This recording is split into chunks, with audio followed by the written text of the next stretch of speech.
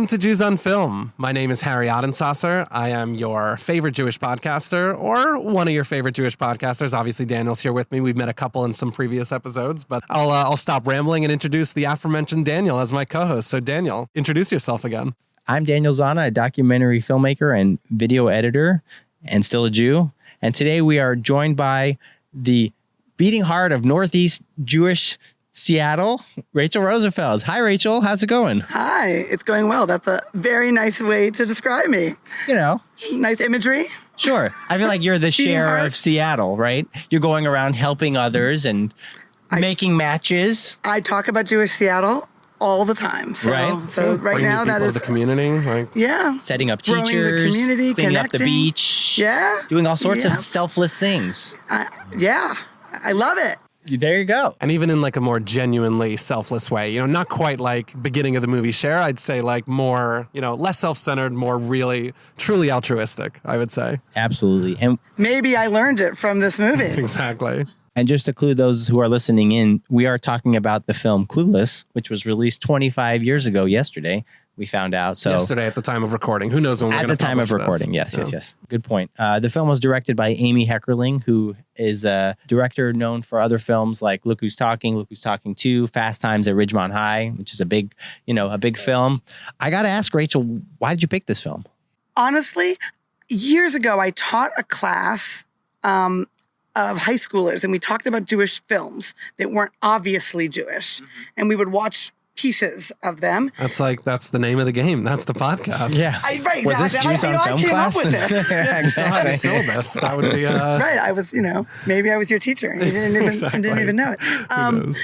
And this film did come up as that, and it brought for me a lot of connection. I felt a lot of connection to this film, both in, it's about high schoolers and one college age character, and I was a freshman in college when it came out, so I was close to the movie age-wise when it first came out, so it was really a lot of connections to my past, and I like that it is not an overtly Jewish film with lots of Jewish connections and pieces in it.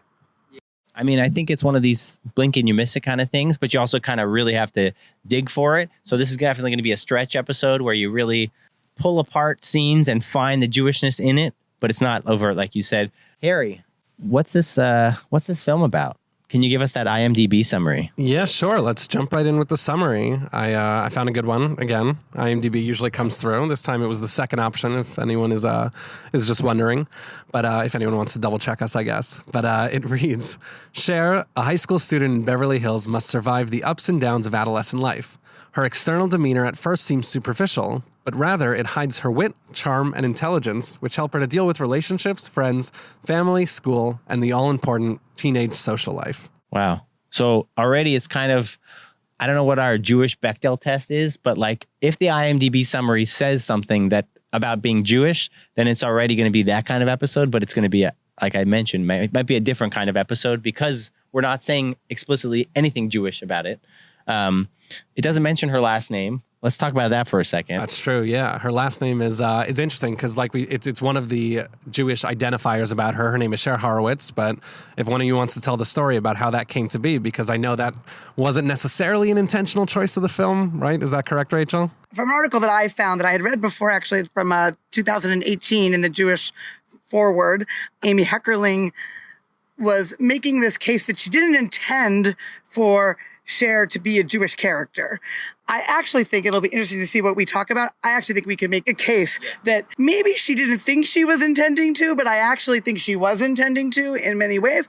But when someone brought up the name in the article, she mentioned that Wallace Shawn was sort of ad-libbing names in a scene when he was taking attendance, and he was just kind of coming up with these funny names. Like there's a character named Travis Birkenstock, who's this kind of hippie skateboarder guy. Right. Like probably that was ad-lib too, I'm guessing. But he just sort of came up with Cher Horowitz, and then they liked it and they ran with it. Right. I mean, I think it would have to be really hard for them to not have made her a Jewish character. And I feel like it's okay to get into it now. Like the whole notion of the Jewish American princess was like a concept for a long time, dating back to maybe the 50s or I read an article maybe or earlier, no one knows exactly where it came from, but the idea of this Jewish American princess is this spoiled sort of daddy's girl who kind of gets everything that she wants. And that's, in some regards, that's sort of what Cher is in the film. She has this huge palatial mansion that her mom passes away. She lives with her dad, who's a very wealthy lawyer. He takes care of her every need. He teaches her that she should like negotiate on grades. She negotiates on grades like her daddy tells her to. She calls him daddy. She asks him for all these things. And she really gets like a slap on the wrist for any infraction she does, even if it's like crashing into other cars and things like that. She never really gets in trouble. And so, yeah, I think it would be kind of hard for her to not be a Jewish American princess in this film. Yeah, and I like even just to pull back a little bit, because you talked about, when I read the IMDb summary, and that like we have been paying attention now to when they put Jew in the summary, when it's clear that it's a Jewish film, and you pointed out that it's not there, but there's clearly been a reception to this movie that sees the Jewishness. I mean, Rachel, you were telling us about an article you read from some Jewish website that was talking about it. And even, the fact that the writer is being asked these questions about her intentionalities with the Jewishness of the character, it's born out of the reputation and just the reception that this movie's received of being such a Jewish film. One of the questions I always consider was, am I reading this as Jewish because I'm watching it in anticipation of a podcast about Jewish films, or does it just bleed through the screen? And I think that's something that we're going to go back and forth on, but I definitely think a lot of that, and like you're saying, the Jewish American princess stuff, I think that's there, whether the writer, I guess, intended it or not. And I think even if she didn't intend it, it's still fair game for us to read this as the Jewish film that I would argue it is. Right. Amy Heckerling is Jewish, correct? Yeah. Yes. Okay. Yeah. I mean, I think that there's both the actual words that they use.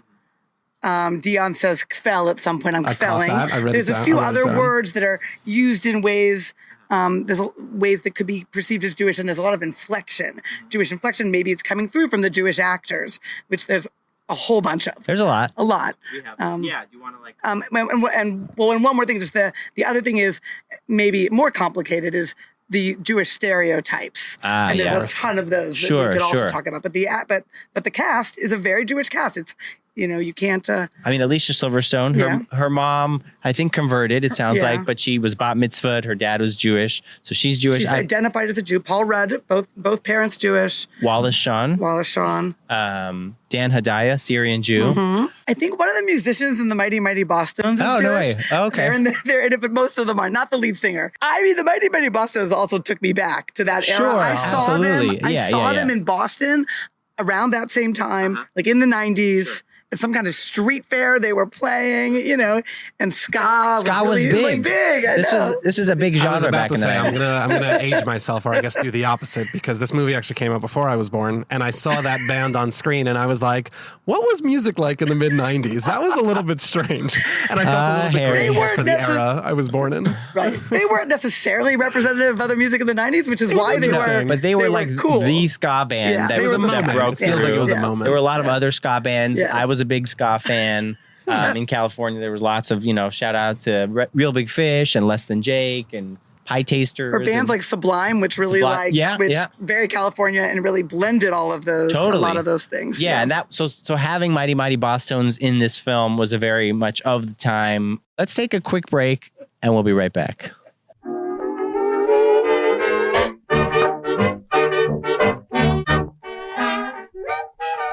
And welcome back to Jews on Film. We're here with Rachel Rosenfeld discussing the film Clueless. So I wanted to ask, what are your thoughts on the film at the beginning? We start out, let's go through the plot. Let's hit a few of the major points. The film starts out, classic 90s soundtrack. I feel like in general, the whole soundtrack of the film is very of the time, very 90s. The beginning played out like a 90s music video, like zooming in, zooming out, stuttery camera effects, very like, and then it starts with like a voiceover. Okay, you're probably going, is this like an Oxema commercial or what? But seriously, I actually have a way normal life for a teenage girl. I mean, I get up, I brush my teeth, and I pick out my school clothes.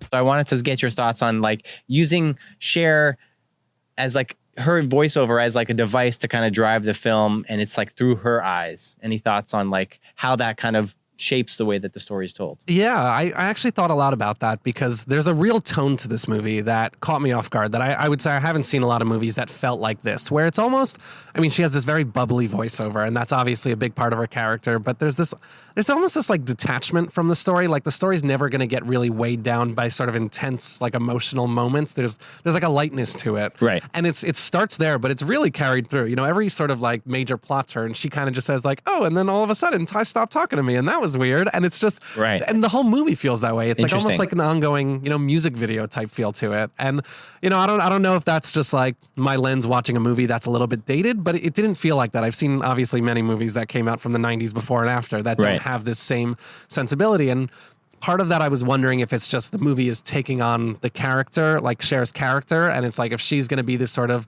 you know, jappy, not so concerned with, you know, most other things in life, kind of in her own head.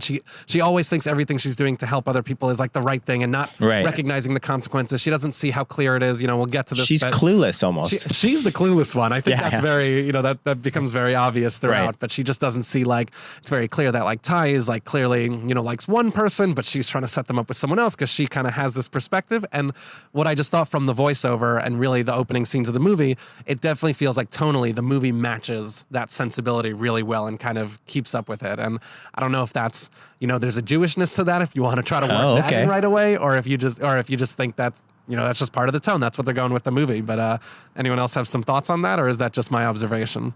Well, I would just add to it that I think something that goes along with that is the kind of eye candy nature, like the colors over the top. It's like an exaggeration.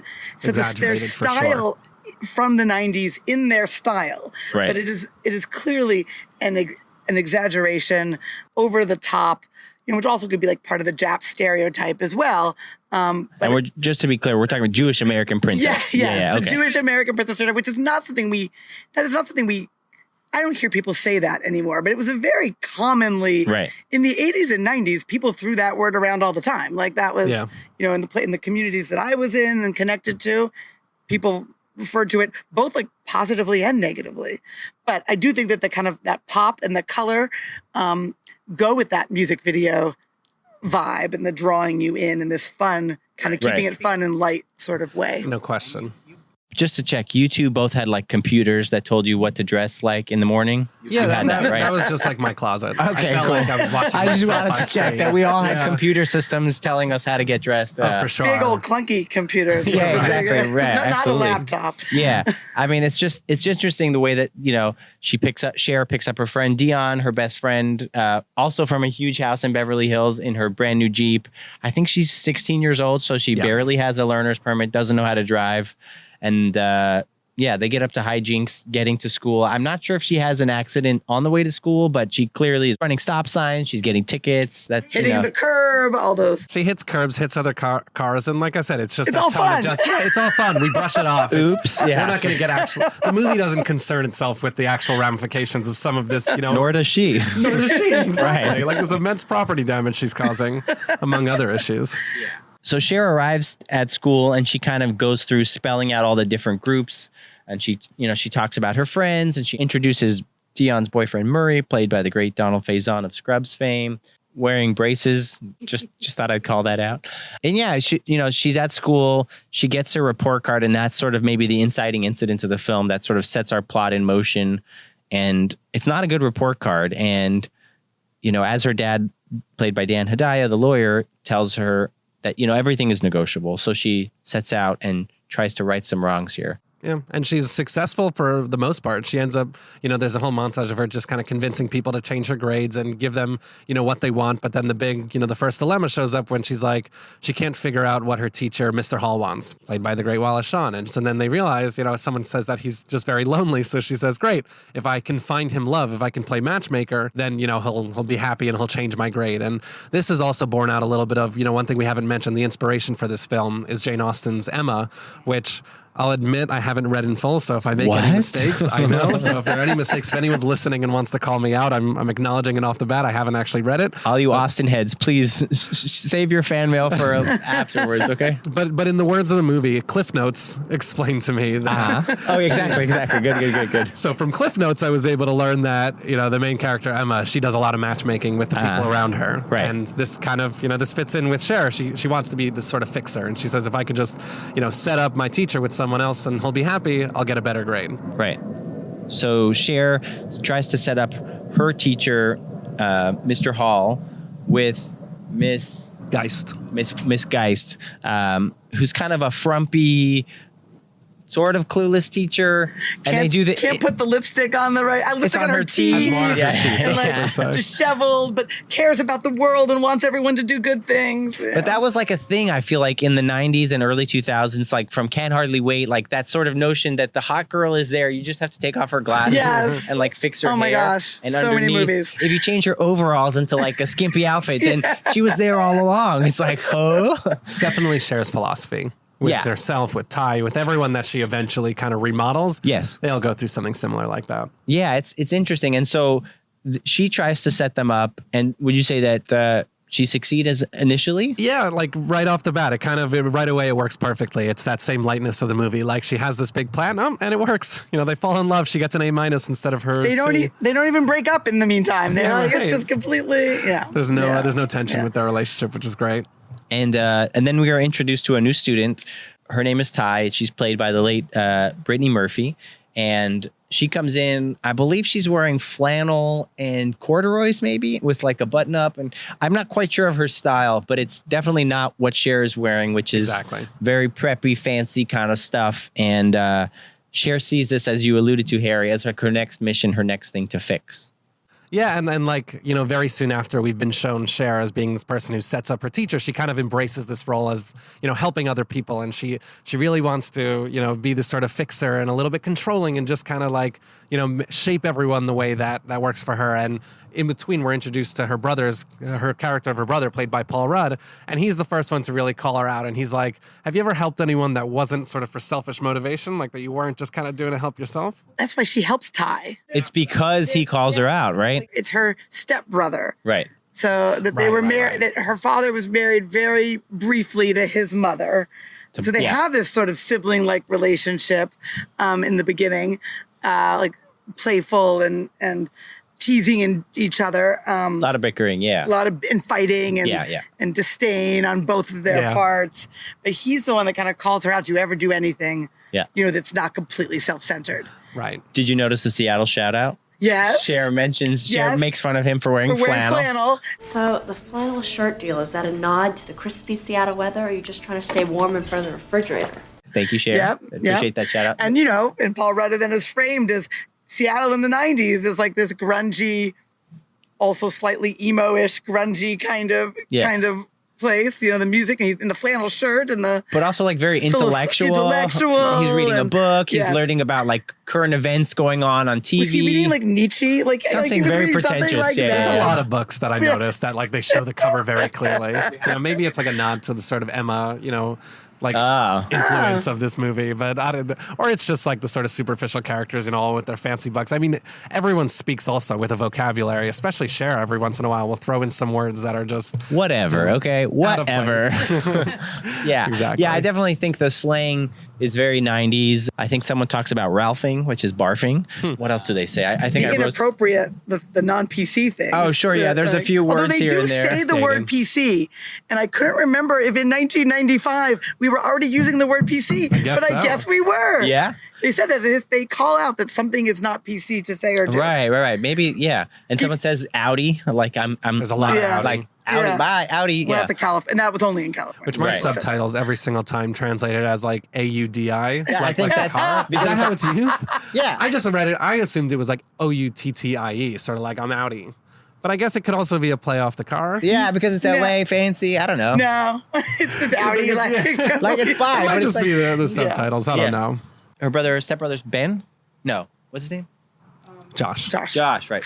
One of the most Jewish names out there, Josh, actually. sure, There sure, are for more. sure. You walk in a room full of Jews, and like there's got to be at least 3 people named Josh. Shout So out, I think shout out to my brother Josh. Shout out to your brother Josh Shout out to my brother Josh. and my brother-in-law Josh. So Shout out to the brothers Josh. Shout out to all the Joshes listening. If you're not listening, you should be. Shout out to Orly. She wanted a shout out. Hi, Orly. Hope you're doing well.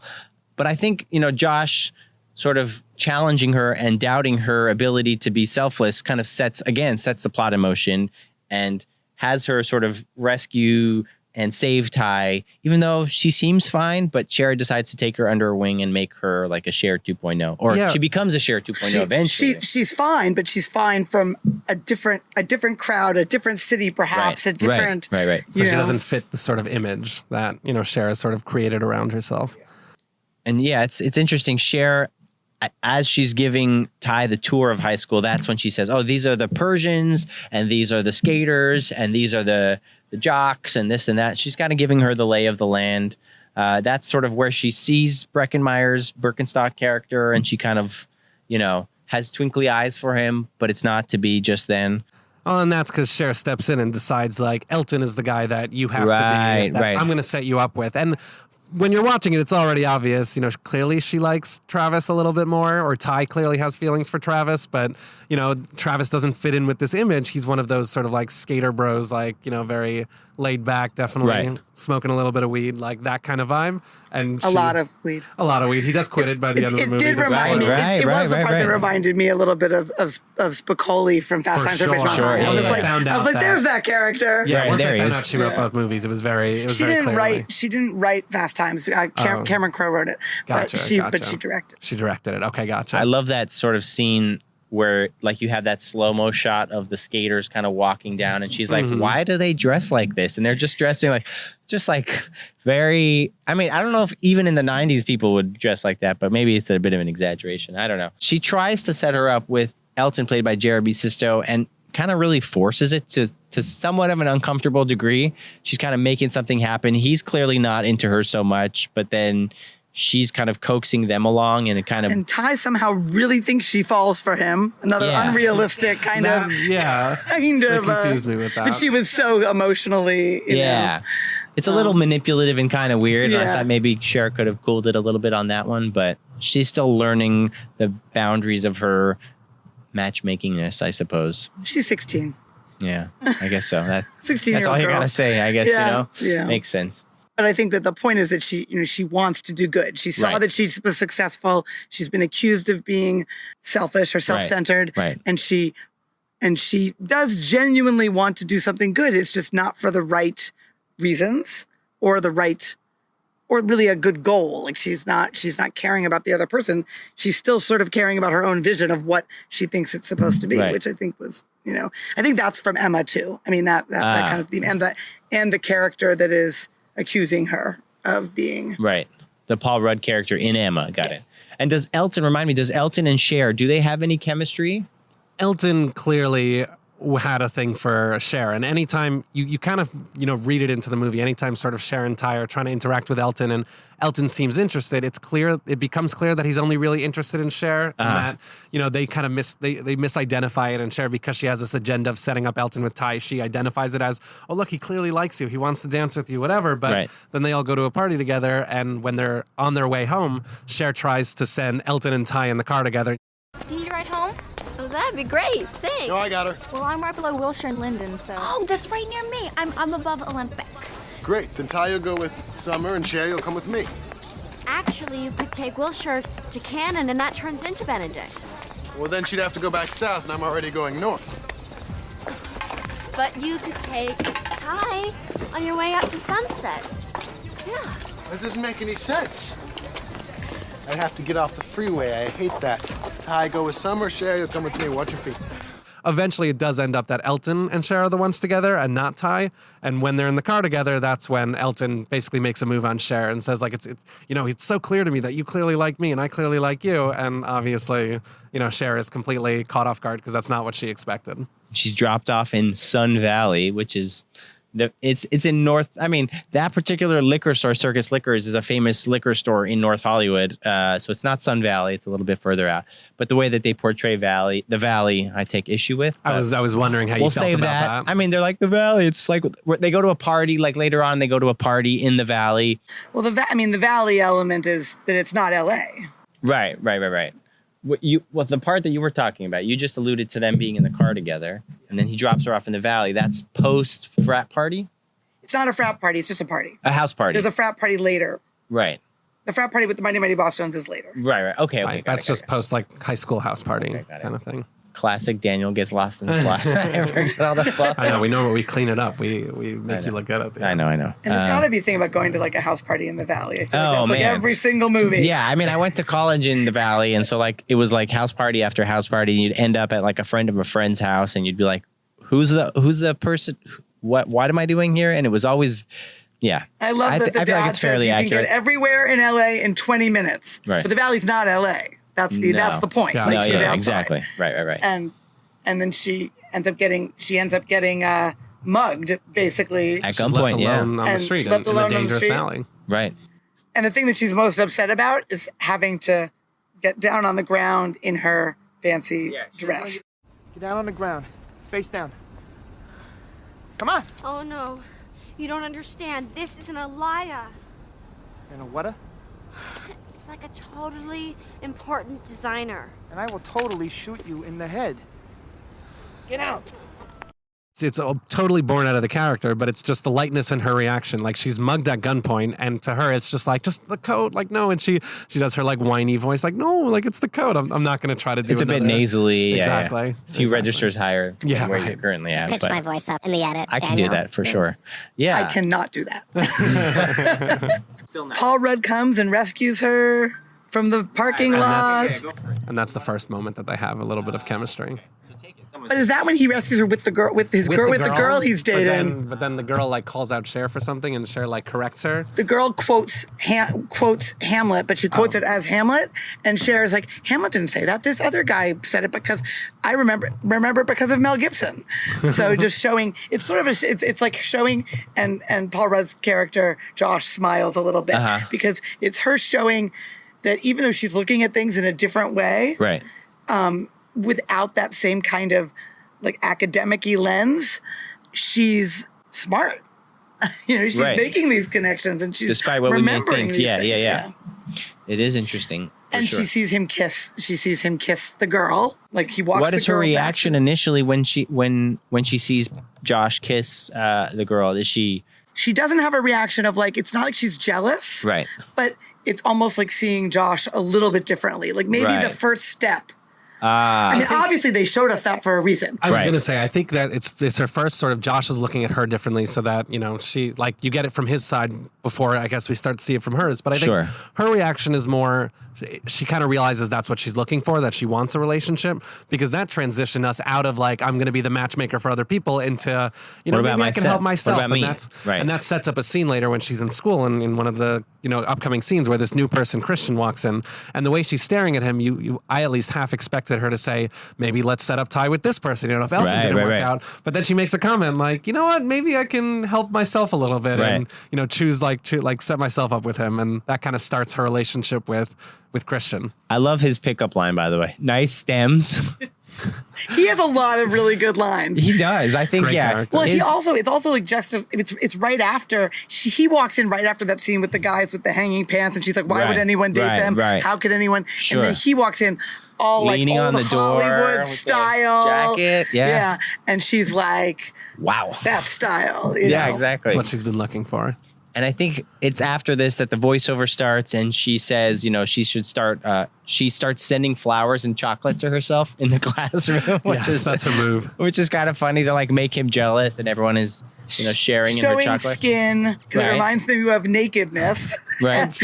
and something about her hair. She just has like a whole. Right, she's like draw their attention to your mouth. So she starts like eating chocolate very slowly in class and like putting a pen in her mouth. Right. And then she starts to embark on a relationship with Christian. They hang out together. A great scene when he's like, Josh is like, I'm just going to go after them. I'm going to go after them to the party because this is when he sees her. She comes down to go to the party wearing this white slip dress basically the dad's like, you're in your underpants. But the Classic dad dad wasn't line. looking because he was busy working. Right. Josh is helping the dad work because he's like, Oh, that's right. intern lawyer. And Another Jewish thing, but another anyway. Jewish thing, he's going to follow in his stepfather's yeah. footsteps and be a lawyer, but maybe environmental law because he lives in Seattle and reads Nietzsche. But he says, you're going to let her go out like that?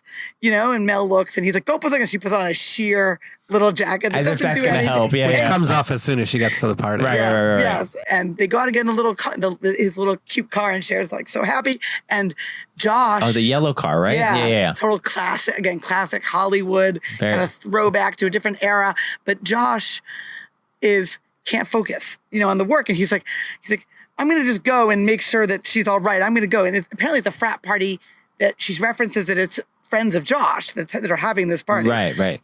And Dan Hidaya's character does this great where he's like, go to your party. And then he kind of smiles. Like he's letting us know that he's he knows, in Yeah, he knows what's going on Uh-huh. between them and that he's happy about Right. it, I love that part. Yeah, totally. I mean, yeah, it's interesting. This party is, like we said, very much of the 90s, kind of a lot of people doing some ska dancing.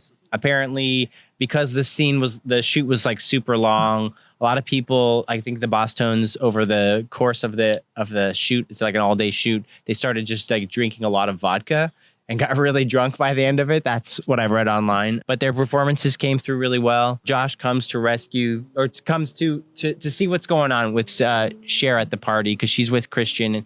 And Josh feels a little, not threatened, but he just wants to make sure she's okay. Gets to the party, he dances with Ty.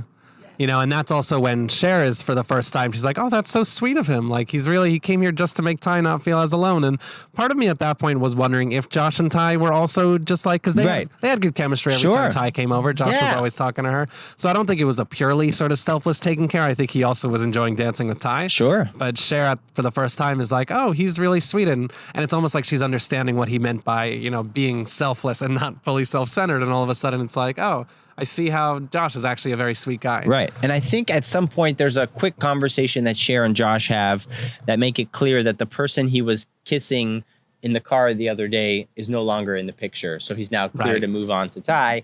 And it's almost like whenever each one sees the other with someone else or pictures them with someone else, it's when that sort of like romantic moment happens. That's also like a classic 90s, Sure. The classic 90s thing. It's like, oh, this girl's with my best friend. I didn't realize she was in front of me all along kind of Right. thing. That's a classic trope, but yeah. Yeah, like we're sort of like, it is that little question mark of like, oh, is he maybe interested in Ty? Right. But also I think it's because it's so superficial in so many of those ways.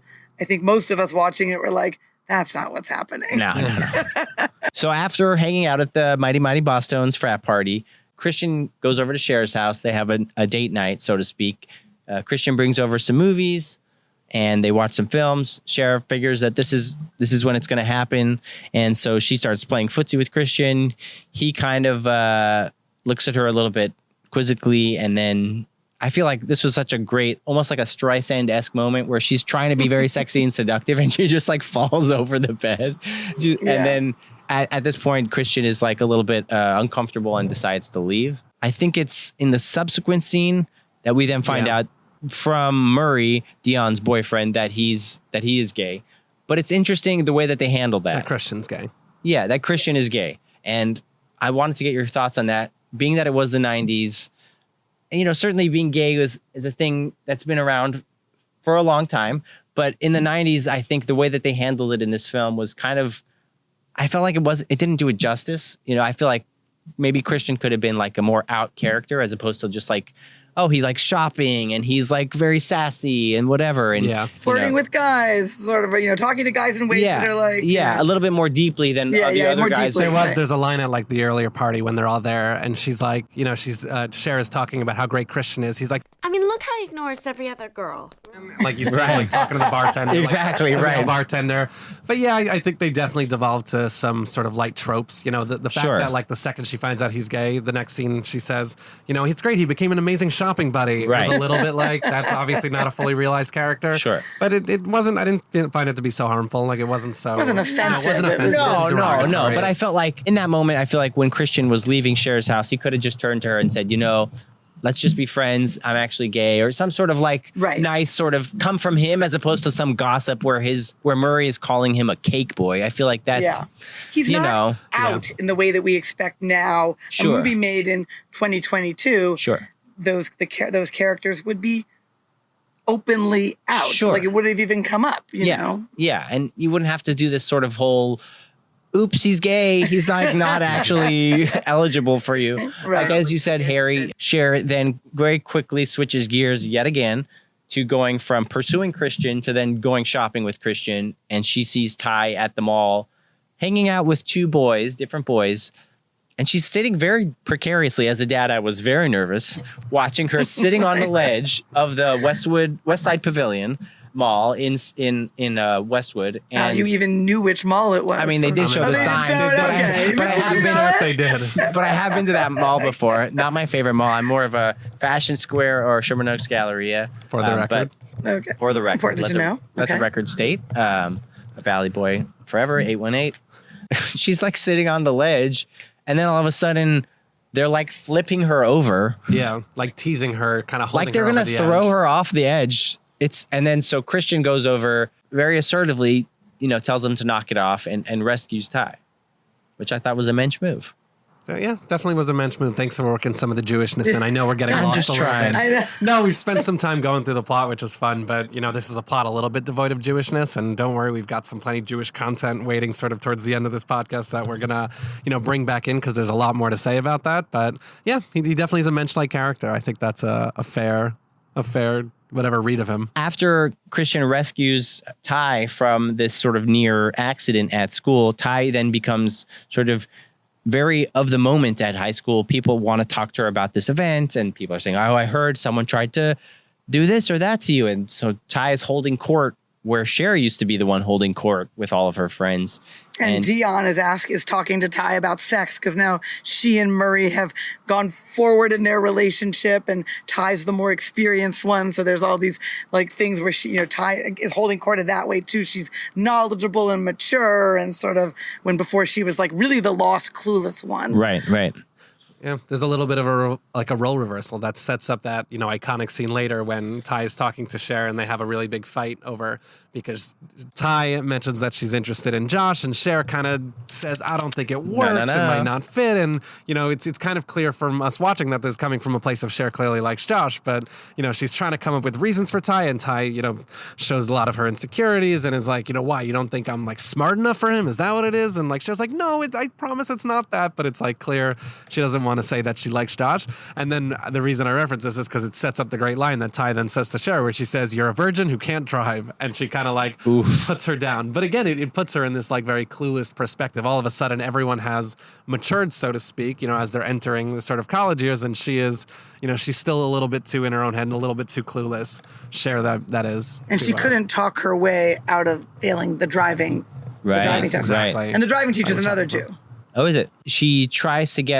She has gotten a few tickets and then is trying to go for her license. Oh, because Ron she had Orbach, Jerry Orbach. Oh. Jerry Orbach, who actually, I looked this up, is not halakhically Jewish and not actually identified as a Jew. Interesting. Even though his father is Jewish, but this is his cousin. Oh. So That's great. Fun fact. So fun fact. There you go. And he also had a very Jewish demeanor. Oh, yeah. Like his whole driver's, Right. like little We did driving. a whole Dirty Dancing, all about that. About Jerry Orbach. Yeah. That's true. Oh, There you go. And he was also in Mr. Saturday Night. well, this is Jerry Orbach's Cousin. cousin. Great. Okay, sure. It's like a family reunion, sort of.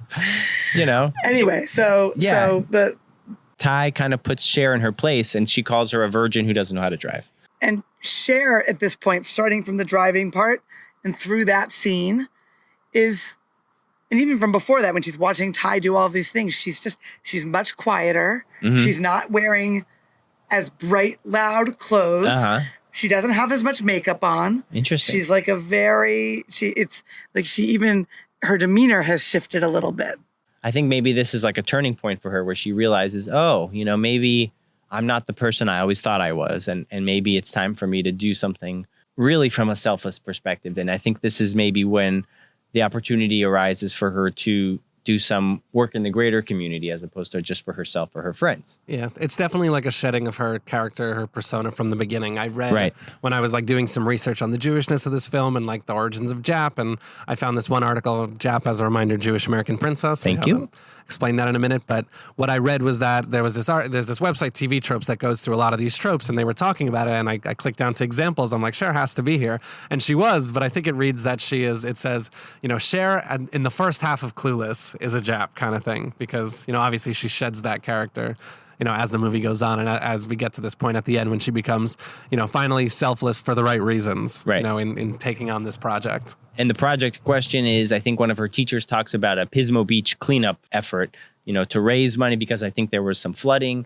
Yeah, which we had seen on the news in an earlier scene when Josh is watching the news. So it's kind of called back to. Right. And so she organizes this. They manage to raise a lot of funds, a lot of people donating stuff. Cher has a great line where she goes to her dad, "Dad, you didn't like the red caviar, right?" And then she's like grabbing the caviar and the crackers and the skis and the tennis. Well, they need sporting equipment. So I think, just very like mixing a little bit of the old Cher and the new Cher. But I think it's really, she gets a lot of satisfaction from like helping others in a truly selfless way. And I think Ty sort of eventually kind of cools off, and they sort of make up, right? They make up, and then, obviously Cher and Josh finally have that big moment where they, announce their feelings to each other. Yeah, and I think Cher comes down and she tries to like help out with her dad. Her dad's a litigator. They talk about how it's like the more important kind of lawyer or the more vicious kind of lawyer. Scary. And so, the scary kind of lawyer. And then she talks to the other lawyer who's sitting in his kitchen, and she makes a mistake. And the lawyer, the partner of Dan Hedaya, gets really upset and leaves. And it's at this point that Josh sort of sticks up for her. He gets really mad at Cher. Josh sticks up for her, and he's like, forget it, I'm leaving, I'm out of here. He opens the door, and what's on the doorpost? It's a mezuzah. Yeah. Just saying, we could save that for the end, but I just wanted to point that out. And it was there in other scenes too. Once you pointed it out, every time they opened the door. Boom. It wasn't just that one time. Oh, nice. That's good they kept it there. Yeah. But I think isn't that one of the turning points? Like that's sort of the moment where he realizes, oh, Cher, you've been here all along, and that's sort of where they connect. Yeah. She had that moment where she realized.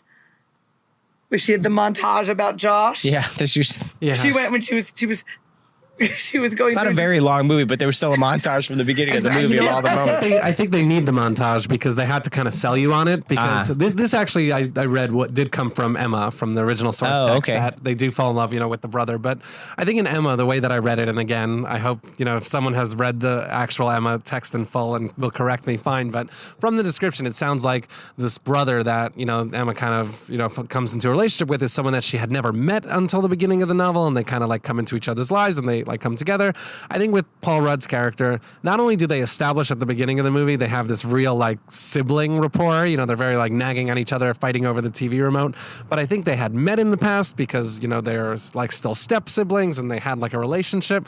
So I think this sudden twist, just because of the way that they acted in those earlier scenes, comes as a little bit surprising and almost a little off-putting. I think from what I read, I'm not the only one who felt that way. Sure. But I get why they threw in the montage there to say, look, see, we kind of have been building towards love that. each other. Yeah. And she is 16. Yeah, And he's how old? Established that He he's might older. just be 18 or 19. He's came back from Seattle. He's going to college. Oh, he's going to college. He's in college. He's in college. So Let's say minimum, he's a freshman. So what's that? minimum 18 or 19. Still, It's a little iffy.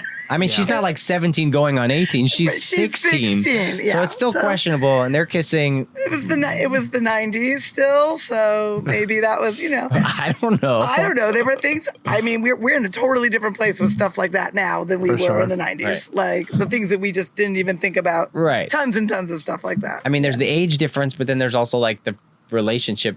It's a little strange. Yeah. And like what happens But he's is like Paul Rudd, so he is very good looking. Right, Yeah, he's for looked sure. the I same get it. since that movie came out also. Yeah, for sure. I'll have what he's having. But yeah, I'm wondering like what happens. We always like to hypothesize about like what Clueless 2 looks like. Like, do Cher and Josh stay together? You know, she teases that. She teases it at the end of the movie because then she comes in with the voiceover and then she says, and you know what happened next? And they cut to like a wedding scene. Right. And then it's like, Fake oh, out. I guess they got married. Right. And then she says, I'm just kidding. Like, I'm 16. Like, that wasn't me. And then you see it's Miss Geis and Mr. Hall from the beginning of the movie who are having their wedding. Exactly. And Josh and Cher and all of our characters are in attendance and all of them have their new and the boys are all Travis and Murray and all the goofballs Josh are all like best buds now. Exactly, and all the women are together trying to catch the bouquet that Miss Geis throws back, and there's this just nice. I think Cher catches it, right? She does. Yes. She like fights people for it. It's like, you're 16. What are you doing? Josh tells her that he has a wager. He's like, up to $200 on this. Like, you have to get it, and she's like, I got you, and then goes in and gets the it. money motivated her. So like, I guess what do we see for this relationship? Does Cher move back to Seattle? Does she work in a startup? Does she found a startup? Like, does Josh move back to LA and become a producer? Like, what's the deal? My biggest concern was just for their father, who now has to reckon with, like, they're technically not blood related, fine, but it's his children are in a relationship with each other. He's happy about it. That smile. He seems it. He was happy. He started, Josh goes into becomes the part, goes into the law firm with with Mel or whatever his name is. And you know, all his kids living under one roof, and his son and son-in-law or stepson, whatever. It's a weird way to end the movie. Jews used to do that. True. It's a Jewish element. So that was our summary of Clueless. We'll take a quick break and we'll be right back.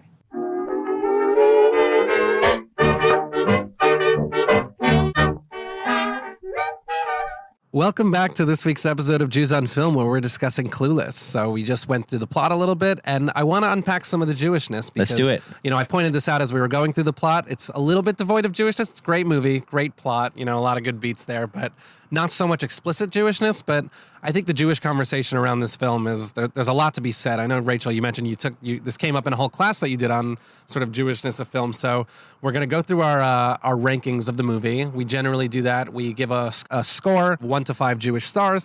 And generally in our discussion before giving that score, we discuss the Jewishness of the themes of the movie, the content, the cast and crew, and anything that might inform our decision. We also have a question about whether this is good or bad for the Jews, which is always an interesting follow-up. Thanks, Gil. Thank you, Gil. So, Rachel, how Jewish would you say it is? I actually think that this movie is quite Jewish, even though there's not overt Jewish characters and Jewish circumstances and Jewish holidays and things that we automatically think of. I think that I would give this a pretty high rating in Jewishness. And I'll tell you one of the reasons. I think there's a few reasons, but one of the overarching reasons that I would say that is that I read an article from the Forward. So obviously Jewish publication. People are questioning the Jewishness of the movie, like Harry mentioned earlier. And Heckerling said in this article that she did not intend for them to be Jewish. That was not the intention. And later she goes on to explain in this article, and I'll read this as a quote. Heckerling explained that character and writing inspiration often stems from one's surroundings. In my mind, you're always writing versions of people you know. And to me, it felt like I was writing about the daughters of people in show business in LA. And right away, I read that and thought, okay, you're saying you're not writing about Jews. Right. But you're writing about the daughters of people you as a Jew who are from LA know who work in show business. And I'm sure this has been talked about on this podcast before. I think I've heard you talk about this, just the Jewish presence in the film industry. I mean, we do own it. So there is that. Right. Because we own it. At least that's what they say. And I really think that the most Jewish thing about this movie is exactly what Amy Heckerling said, that it is a reflection of a population in which Jews have had an outsized influence on their surroundings, affecting culture and the way that people talk and the way that people think about things. And that includes all of, the stereotypes and the language and the affectation that we also see. And the language, I mean, she also, and I was reading an interview also about Amy Heckerling, and she was talking about how, she cast two of the characters, Murray and Dion, as she kind of, similar to what you're saying, she said she had, her Yiddish grandparents in mind when she was writing that, and thought it would be hilarious if they were fighting and, sort of kvetching in that same manner, and would fight about the littlest things, and then, make up. And again, it's so clearly this Jewish sensibility is informing how she's writing it, as she's admitted in these interviews, but it's just, it comes through. It comes through in how we see these people. And I just think to the point of what her intentions are, because, like we've been saying, there's a lot of interviews about her asking if it's Jewish, and she keeps saying she didn't intend it to be Jewish. And we spoke about earlier how, Wallace Shawn is the one who coined the name Horowitz, and it wasn't intentional, but this movie definitely feels to me like a case of, not quite regardless of author's intention, because I do think that the intention actually did shape a lot of how it looks, but Sure. Regardless of how Amy Heckerling wants to come down on calling this a Jewish or not movie, I think its Jewishness is there. I think it's almost undeniable, and I definitely think that's shaped by how we're watching it. But I'm happy to say that this piece of art, intended or not, has taken on a real Jewishness to it, and has become, we talked about the Jewish American Princess, that Sure. Jap caricature, and this has become one of the reference points for what that character is, whether that's a positive or negative stereotype. I've seen it debated in both directions. I mean, obviously a lot of negative things about casting someone as this, sort of stuck up, wealthy, not quite aware of her surroundings type character, but it's just, all of that is just so clearly coded in here that I definitely think that gives its points for its Jewishness. And Rachel, you mentioned you had a couple other points you wanted to mention about, why you think of this as such a Jewish film. When you brought up the language, use of words, Right. the affectation that a lot of the characters had. Another Jewish theme, not at all overt, but I think very central, is tshuva. Oh, okay. I mean, there's other ones that I would call stereotypes, right? Tshuva is in a separate category. And for those who are not familiar, Returning is in a way of morally. returning morally, returning to who your true self is and what your good parts are, not getting distracted Sure, by your sure. bad parts. I mean, Cher goes through a tshuva process in this, and I brought up before how towards the end, the makeup's off. She's wearing right. normal clothes. She's returned to herself as a person through doing these a person who has good intentions, who is intelligent and who wants to do good things in the world, and realizes that the person she loves is Josh, that she's, that she wants to be with a partner that she can be. I mean, it's all sort of it's a tshuva story. for me, I think one of the themes that jumped out, in addition to tshuva and all the things y'all have mentioned so far, which have been great, I think tikkun olam, or repairing the world, stuck out to me, because once she fixes Ty and once she fixes, this person and that person, she then looks, as we said, kind of beyond her high school and her family, and she repairs the world, literally. She's going out and giving to others in the greater Los Angeles beachfront community, which is not the most It's the first step. It's a first she had to step, get outside of her sure. own head to start. I mean, Then she people gets to need school. caviar, so that is And to be skis. commended, and skis. So And I think skis and, but I think that to me stuck out as a theme that You're for sure. supposed to. There's that. I'm not going to quote this right. Go ahead. Not a rabbi.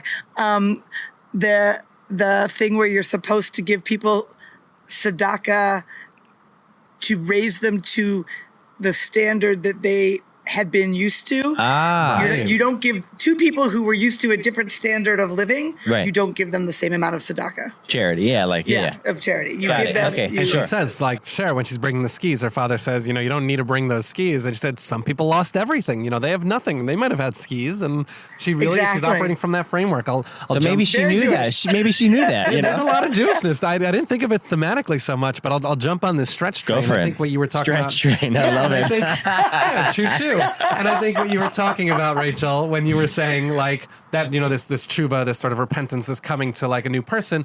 And you were talking, Daniel, about how she sort of she sheds her makeup and her persona a little bit. And I think that there's an assimilation read, I would almost say, okay. about how in this school she has this very fixed idea about how you're supposed to dress, how you're supposed to look. Her machine that's picking out her outfit tells her that she's not wearing a good outfit. She has to look a certain way, and she's doing it to sort of stand out, fit in. She wants to be part of her, part of her culture, her society at school. And as she starts to learn who she is and starts to become selfless for the right reasons, she sheds a little bit of that. She stops worrying so much about, I would say the number of her grades and her status as someone with a license and her, her popularity within school, and kind of embraces, who she is internally, which I think is, a real like Jewish response to a sort of assimilation, embrace, what's inside you, your sort of your inner strengths, your inner, Jewishness, so to speak, whether or not that's what Cher is actually doing in terms of her Jewishness. We don't see any indication of that, but,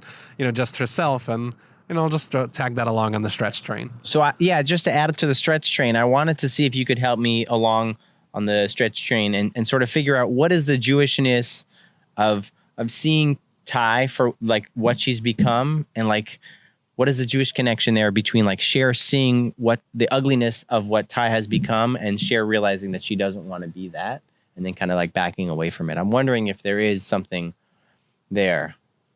We're digesting this in real time, but I was thinking about it. I'm like, I mean, there's something about her receiving that sort of externally, kind of seeing herself from someone else's perspective. She dresses the same. Ty at a certain point, at this sort of like the worst version of Ty is like basically wearing the stockings and the plaid outfit, and she's having the same friends and conversations that Cher would have, and Cher realizes, you know what, this is not for me. Yeah, I'm wondering if there is some sort of Jewish analogy, but if not, I'm happy to get off the stretch train at this stop, and you can continue might have on. Stretched it a little. We went off track. That means we're really pushing ourselves. No, I think that. I mean, I do think I don't have an answer to that, but Sure. I do think it is a really interesting point, and certainly a pivotal moment for Cher in her tshuva process. I mean, I would bring it back to that. Yeah.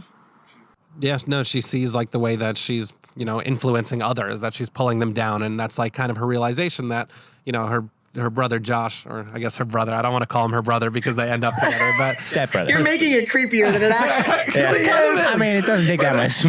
the movie does that for me. But her stepbrother Josh earlier, when she says that she's going to do fixing Ty, and he's like, what, you're just going to turn her into one of those sort of shallow, stuck up, popularity kids, whatever. And it's when she kind of realizes that, he might have been right all along. And like, I think you're totally right, Rachel, that's what really puts her over the edge and, sends her on that tshuva journey.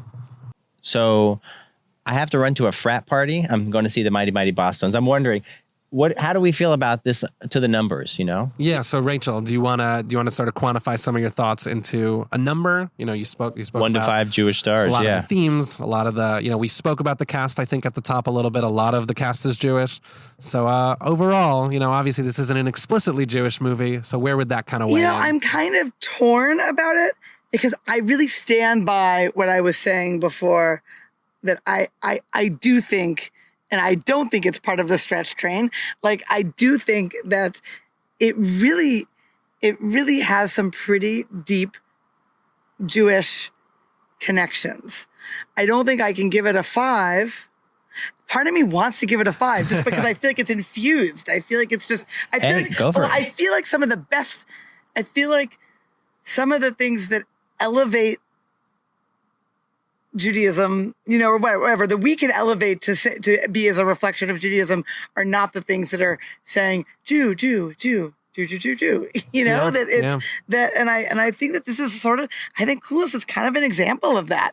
I think culturally, the kind of, American Jewish, Los Angeles in particular, 20th century, where we are in that time, in these stereotypes that also have truth to them, like the yenta, the setting up the yenta, the money, the competitiveness, the do-gooder, even Josh's kind of bleeding heart liberal-ish of persona, controlling her father's eating. Oh yeah, right. We didn't even touch on that. Yeah. The juice, nah. So I don't know. I'm gonna say a 4. Giving it a number because I am held back a little bit. But my argument is that sometimes the things that are the most Jewish are the things that aren't being explicitly Jewish, because then they let like the true, it's sort of the true stuff kind of run through without someone trying to put on top of it, stuff. I think you just made a really good case, and that's a really interesting perspective. I know when we were recording an episode previously, we were talking about another movie and its Jewishness, and I think someone called us out for saying, you know, sometimes like you look for the content and it's like if it doesn't have, you know, yarmulkes and, you know, prayer books and you see a lot of those explicit things there, then you might not read it as sort of Jewish. And I mean, content is one of the things that we look at, and I think those are very obvious identifiers of Jewishness. But obviously those aren't the own, and the Jewish experience is very, very vast. And some people's, you know, entire Jewish experience could look like Cher's and it not feel, you know, and that can feel just as Jewish to them. And, you know, in one respect, I think, you know, that's not the only way to identify the content. But I really like the case you made for even when the content isn't so Jewish, because I'd say I don't think this movie does have such a strong Jewish content. There's something that, you know, carries it, this sort of Jewish sensibility that's undeniably there, the cultural influence that it has, and the Jewishness that I think you argue very, you know, well, that is at the heart of this movie, can make it almost feel more Jewish because it's not trying to be Jewish, it just is Jewish to a certain extent. And I think that there's a lot of truth to that. So, you know, I think I'm going to run through my ranking because I want to sort of weigh in. And I think, you know, cast and crew, there's a lot of Jewishness, which is great. You know, Amy Heckerling, we've said enough about her, but she clearly, you know, has not only is Jewish, but came to this with a very Jewish perspective. Content-wise, like I said, not the most Jewish, but in this case, I might be willing to overlook that a little bit. Thematically, some stretches, but I think that there's some stuff going on there. One of the big questions that's stopping me from giving it such a high review is, you know, how do people not necessarily watching this with such a Jewish lens view this movie? This was something that we discussed with Dirty Dancing because that had a lot of Jewish content. Like that was a movie that, you know, just to call back to that episode if you haven't listened to it, but just, you know, has people like a lot of Jews in this Jewish program and they're talking about, you know, Jewish learning and like they're identified as Jews there. And this is so not that movie. I mean, this is a movie where the director has denied that there's any Jewishness in it, right, you know, in terms of its content. But I remember our response to that movie was, do people think of Dirty Dancing as the Jewish movie or do they think of it as sort of like the dancing, I had the time of my life, you know, kind of movie? And it was more the latter there. And with this one, you know, there were so many articles that when you typed in the word Jew came up as saying, you know, Jewish icon, you know, Cher Horowitz and how Jewish and whatever, but I didn't see it everywhere. But I don't know. As much as I'm like talking myself out of a high ranking, I really did love your argument for that. The Jewishness is just so part of the story. And it's so, I love that you said that it really is like so powerful because it's not explicitly noted. I'm going to go 3.5, which is my way of saying it's definitely more Jewish than not. You know, it's not the most Jewish we've seen. I think if I gave it something in like the 4s or higher, someone might compare it to another movie we've done that's very Jewish. And it's like, you only if anyone's give that keeping one a 4. score, yeah. Exactly. I'm trying to keep accurate. I didn't across have these those different- things in my mind. I'm coming from a different perspective. And that's great. We welcome all Yeah, perspectives. Exactly. But I'm going to give it a 3.5, 3.5. and largely because I was convinced by our conversation about the Jewishness, you know, surrounding and my kind of powers endemic of argumentative persuasion, which there you go. Everything's negotiable. There's a lot of my truth. father's an attorney, you know, so okay. it must be. There It you must go. be. All right, from that. okay. Well, my 4. father's a litigator, so he's not, but you know. All right, I'm convinced. I'll give it a 4. Okay. But no, I'm going to stick with my 3.5. Okay. For the record, I will stick with my 3.5. Have some ethics, kid. Yeah. Exactly. Yeah. And now, before we get into good or bad for the Jews, I want to hear your score, Daniel. Yeah, Have you been swayed by us at all? No, I don't think so. I'm much more like traditional, and like whoever gave us that feedback, it's heard. But like a lot of opportunities for Jewish things, you know, at the wedding of Miss Geist and Mr. Hall. Was there a chuppah? Did anyone step on glass? No Jewishness. Nothing there. Nothing. Missed opportunity for me. There was a mezuzah, like we said, but I think that was maybe that they just rented a house from someone who like, yeah. So that, you know, nothing like on paper, you know, no one ever, they do call her Cher Horowitz in the film. So it wasn't as if it's like not present in the film. So there's that. She's coded Jewish. This whole Jewish American princess thing, I think is very, it gives it a lot. And then like, the notion of her being selfless towards the end, selfish at the beginning, the tshuva, the, you know, repenting or the returning and the tikkun olam. So that also kicks it up for me. I'm not going to go as high as either of you two. Not the 4 or the 3.5. I think I'm going to go 3. More Jewish than not. You know, more above a Jewish than 2.5. not for sure. There's a lot of not Jewish characters in it, but I think that sort of allows our Jewish characters to shine a bit more.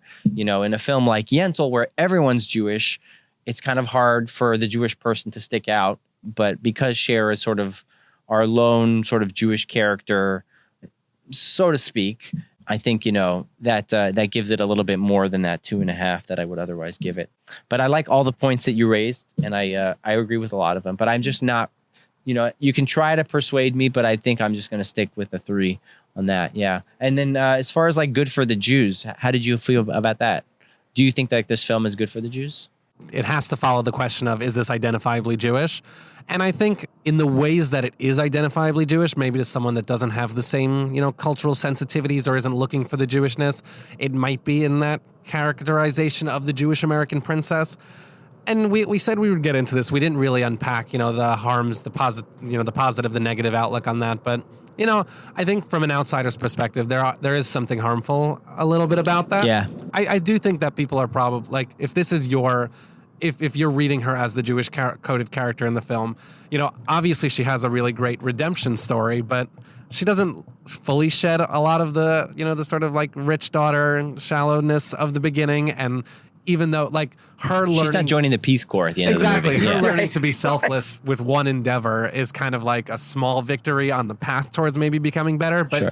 when you think of this movie, when you remember it, I mean, you remember it in two ways. You remember it for the icon that she's become. You remember it for the, the incredible outfits that she wore. And in some ways, that's like, that's a very positive representation of a Jew, someone who's very stylish and fashionable and, very popular. But at the same time, she has this sort of bubbliness to her and just, she says daddy a lot and is very whiny. And I mean, she's 16, she's allowed to be young. That's really why it's okay. So all of this sort of arguing in circles has led me to feel actually quite neutral about it, where I think that there's a harmful way you can receive it, Right. and maybe think of like the jappiness of it, so to speak. But if you really watch it and really identify and really fall in love with this movie, I think she's very lovable. And I think ultimately she's, young and misguided and learns a lot. So, I think if you paid attention to this movie, for sure, I think it's pretty good. It's neutral, it's pretty good.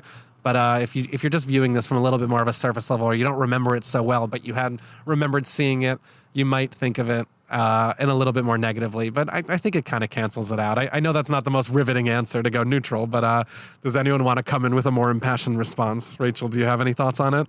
Well, my one thought, which I have not unpacked at all, but just that it really depends on who is watching the movie about whether or not it is good for the Jews. You guys had not seen this movie before. I have not, no. Neither had my husband. So is it only like, teenage girls Maybe. and women in their maybe 20s who are nostalgically or whatever? I mean, I'm in my 40s, but nostalgically watching it. I mean, who's watching the movie? Are the people that are watching the movie fairly well off, people to begin with? And therefore maybe it's making a good influence because they're thinking... Maybe, I don't know. I should, help out my community. Well, one thing I really love, I have to say, this is not necessarily a Jewish thing, they really become friends with Ty. Right. Yeah. Like, they take her under their wing. They take her under their wing, and she's this outcast, but they kind of end up as equals. Sure. I mean, they end up and yeah, I was half expecting that trope where, it's like when a group of friends tries to take the dorky kid and make them popular. And Right. then there's that moment where the kid like that they're, sort of being secretive to finds out and all of a sudden is so betrayed. But like you're saying, I don't think that was this. I think it was more mutual. Yeah, And she what- like builds Ty up and she comes down and they kind of like meet each other in the middle. Yeah, I like that. And so that stands out from 90s teen movies Sure. in that way. Mm-hmm. And so what I was thinking is, if anyone's identifying subtly, if they're identifying it subtly as a Jewish movie, like it's like they're not really, they're like, oh, Cher Horowitz, like that sounds like my friend, so-and-so Horowitz, who Right. happens to be Jewish, and there's some sort of subtle kind of, I think it could be good for the Jews in that crowd, Right. Fair. which I would think would be the main audience for the movie, but it did kind of have a cult following, this movie. I don't know who's watched it, who watches it. Right. So I would end up neutral too, only because I can't help but think about who the audience is, I don't know. Yeah, like I think you're right because it's definitely had a cultural resonance for a long time. Sure. This is the first time I'd seen the movie, but I was very familiar with it as an idea, of Clueless and Alicia Silverstone, and I had seen that iconic, yellow outfit that she wears, and Wasn't it on the poster doodle that you sent me or whatever that was? Where was yes? If anyone's playing any of those Wordle knockoffs, there's one called Postertle, which shows movie posters. I'll go check that. And My husband would love that one. There's a better one, actually. I guess I'll Okay, say this for all the podcast because they should all know too. Called Framed. That's really good. That shows you like different frames from movies. And, like, nice. the movie. It's actually really cool. It's like a daily fun. thing. Avi likes that stuff. No free ads. They didn't pay us for that, but. Yeah, no, but because you were pointing that out because the poster for iconic- Clueless was used for Yesterday. the day. Yeah, right. Honestly, yesterday. It was very recently. I Maybe guess, in from when we're celebration of the recording this. movie. Yeah, right. Maybe because they also knew it was the anniversary of its release, like we pointed out at the top. But I think that this has, like you're saying, maintained a very cultural resonance. But I'm not sure if the Jewishness of it has, No. So penetrated. on in that same note, way. the reason that I feel like there's sort of this weird balance, which makes me feel neutral because I could feel strongly on either way, is that from an assimilation standpoint, Right. it's like really not good for the Jews if you're thinking about Sure. like encouraging assimilation and Right.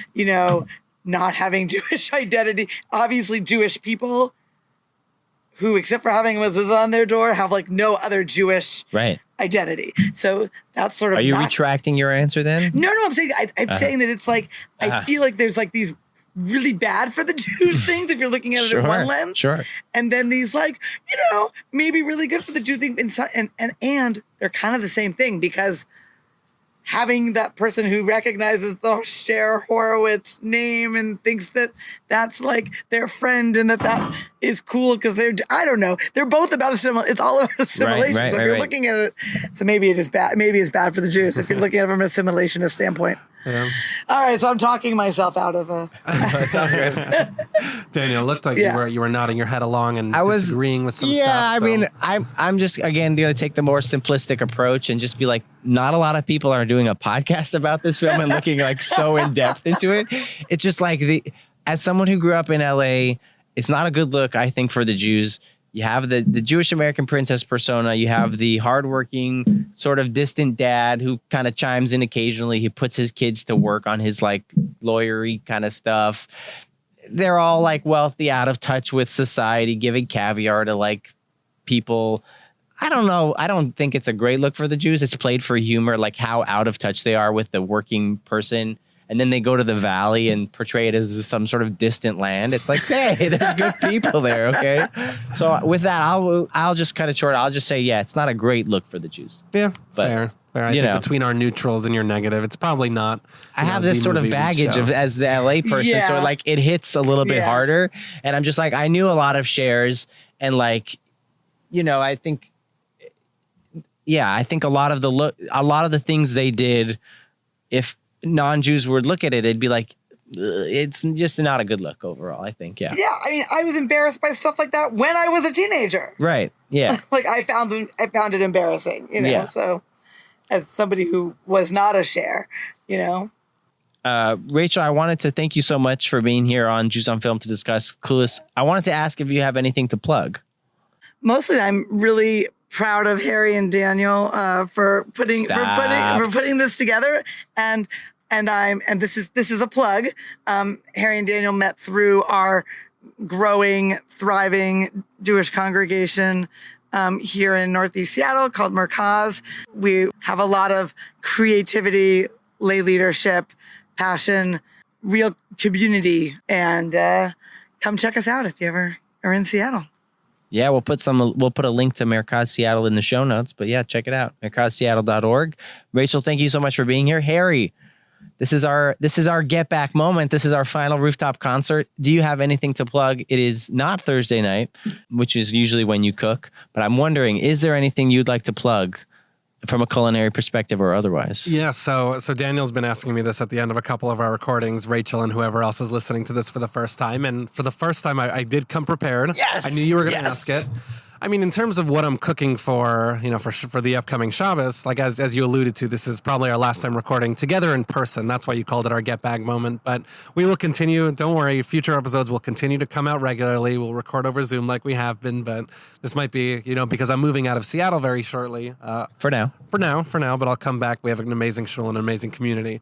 But what that means is that my apartment is mostly empty, and I'm not doing a lot of cooking because all of our cooking utensils are on a moving truck being shipped across the country. Fair. So I can't tell you what I'm going to make this weekend, but I will say that I had a really fun time last night learning how to make pasta for the first time. Okay. And that was really exciting. I was at a shout out to my friends Meredith and Josh who Hi. have the whole pasta making kit. Wow. They made the dough from scratch. I learned how to roll out the dough to kind of get it all thin. We made some dumplings. We made some ravioli. Okay, I was going to ask what you made. And And it was really delicious. And I don't know if it's the best. It was my first time ever doing it, but just the culinary adventures continue. I loved learning how to make pasta. So I'd recommend that to anyone who tunes into these, especially if you tune in just to hear the brief 2 minutes of food talk we do. We see you out there. We know you out there. Exactly. For those of you who just skip to the last 30 seconds to hear us talk about food, this one's for you. I encourage you, learn how to make pasta. It was better than any pre-cooked pasta I've ever had. So wow, okay. Would recommend. And check out our new podcast coming up, Jews on Food. Yeah, Jews on Food. That's going to be the spinoff when we run out of films, probably, when there's no more Jewish movies. But we also have to do Jews on Broadway. Yeah, well, right, exactly. And then shout out to Brian, who's a friend of mine, who has said that he wants to do sort of a watch back podcast where he listens to our podcast and then discusses our podcast on his podcast called Jews on Film. So thank you, Brian, for your constructive feedback on, and I'm looking forward to your podcast. So thank you very much. And you can check us out on Jews on Film on Instagram, on TikTok, and you can get our podcast wherever podcasts are found. And have a great one. I am outie. Jews on Film is hosted and produced by Daniel Zana and Harry Ottensaucer. Daniel Zana edited this episode. Make sure to follow us on Instagram at Jews on Film and subscribe to our podcast to get new episodes. Thanks for listening.